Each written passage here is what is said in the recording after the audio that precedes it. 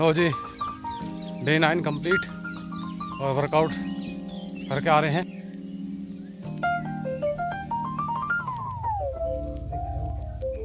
जिन्होंने हृदय में सोचकर गो रूप धारण कर धरती पर गई, वे सब देवताओं और मुनियों से छिपे पृथ्वी ने रोकर अपने अपने दुख सुनाए। फिर किसी ने कुछ काम न बना, सुन मुनि गंधर्व। तब देवता मुनि और गंधर्व सब मिलकर ब्रह्मा जी के लोग में गए। भय और शोक के अत्यंत व्याकुल बेचारी पृथ्वी भी गौ का शरीर धारण किए हुए उनके साथ थी। ब्रह्मा जी तब उनके पृथ्वी से कहा, जिसकी तू दासी है वही अविनाशी और तुम्हारा दोनों का सहायक है।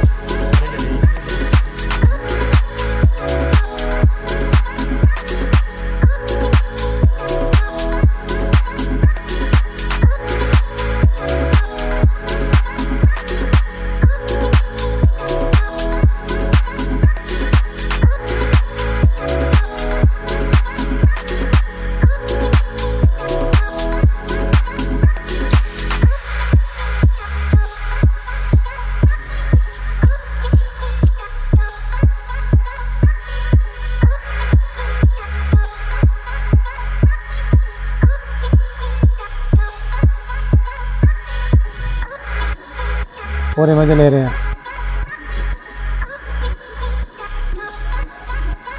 ये 12 चल रही है।